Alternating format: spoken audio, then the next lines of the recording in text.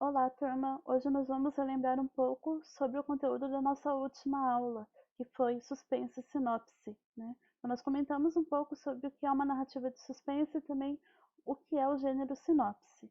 Nós começamos, então, observando a imagem que aparece lá na página 33 da apostila, no momento da leitura 1 do módulo 5, né? Da unidade 5 do módulo 2, que apresenta o quê? Uma criança lendo um livro que tem um fantasma num cenário meio sombrio e o cabelo da criança está todo arrepiado, ou seja, provavelmente é uma história de terror, de suspense, né? Assim como a capa do livro Acampamento Fantasma que aparece, né, na página 84 da série Goosebumps.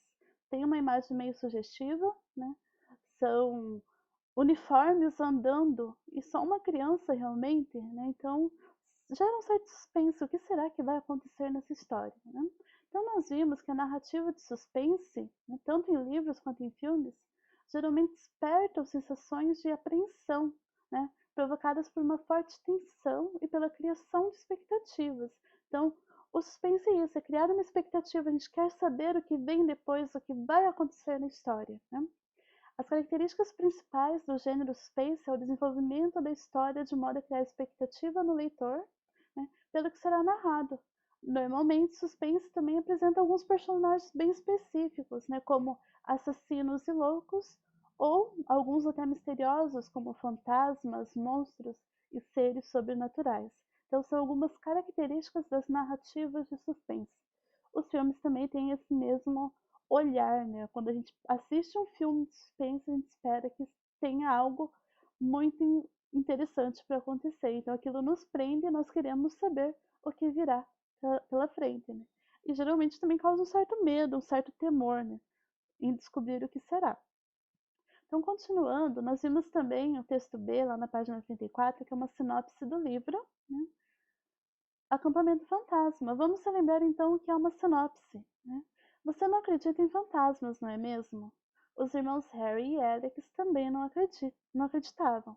Os pais deles vacilaram e deixaram para marcar o acampamento de férias na última hora. Por isso, os dois garotos ficaram apenas com a opção de ir para um lugar lá no fim do mundo. Fazer o quê, né? A viagem em um ônibus vazio, sem outros passageiros, já indicava que algo muito estranho estava acontecendo, mas eles nem imaginavam o que os aguardava, no acampamento do espírito da lua. Agora eles estão sozinhos, no limite entre a realidade e a fantasia, entre a amizade e o medo, entre a coragem e o coração congelado por calafrios. Pobres garotos! É difícil acreditar que eles vão escapar do acampamento fantasma. E aí, será que eles vão realmente conseguir escapar desse acampamento? Não sabemos. Até temos o quê? O uso das reticências. Lembra que reticência quer dizer que continua, né? Então quer dizer que tem mais alguma coisa. E nós só vamos descobrir o que vem pela frente nessa história se lermos o livro por completo. Então, a função da sinopse é isso, é apresentar um resumo da obra, apresentar o cenário, os personagens principais, as características principais, mas sem contar o desfecho, né? A parte mais emocionante não vai ser contada na sinopse, porque ela tem a, o propósito, né, tem o objetivo de fazer com que a pessoa leia, né, a história por completo, conheça a obra por completo. Hum? Então, nós temos que o texto B é um resumo simples e rápido que apresenta as informações essenciais do livro a que se refere, buscando chamar a atenção do leitor. Esse gênero textual recebe o nome de sinopse. As sinopses de livros podem ser publicadas, por exemplo, em catálogos, na internet ou em jornais e revistas, em cadernos de sessões específicas. Também é comum nós encontrarmos sinopses em sites, né, de livrarias, né, ou que vendem livros, né? Então, geralmente tem a foto da obra e tem uma sinopse. No próprio site da editora também a gente pode encontrar. E também no próprio livro a gente tem uma sinopse, né? Na contracapa, na quarta capa, a gente vai encontrar uma apresentação da obra para ver se a pessoa gosta ou não antes de consumi-la, né? Então, uma característica importante da sinopse é a linguagem, né? Então, a linguagem utilizada na sinopse vai depender do público leitor, quem vai ler essa obra, né? Então, ela deve ser acessível a esse público leitor, né? Então, focalizando os aspectos mais interessantes desse objeto que está sendo resumido, seja ele um livro, um filme, uma peça de teatro ou qualquer outro, né? Sem dar muitos detalhes, a fim de que o destinatário fique instigado e se interesse por conhecer a obra como um todo. Então, a função é divulgar, apresentar a obra, fazer as pessoas lerem ou comprarem ou assistirem à obra. Trago aqui o exemplo para vocês de algumas sinopses. A primeira é do texto do livro, né, O Terror do Sexto B e Outras Histórias, que nós trabalhamos no bimestre passado. Então, nós temos o quê? Aqui no livro, na contracapa, na quarta capa, nós já temos uma sinopse que o próprio autor, geralmente, né, o autor do texto traz. Ou então a editora também pode fazer a sinopse do livro. Então, diz assim, eu vou ler para vocês. Henrique Fernandes, o terror do sexto B, não se cansa de fazer brincadeiras de mau gosto na escola. É justamente uma de suas brincadeiras que vai provocar uma mudança radical no seu comportamento. Ele é um dos protagonistas das 7 histórias deste livro, que revelam um olhar ao mesmo tempo sensível, bem-humorado e crítico sobre o cotidiano escolar. Ou seja, apresenta o personagem da história que dá nome ao livro, né? Então está apresentando o Henrique Fernandes.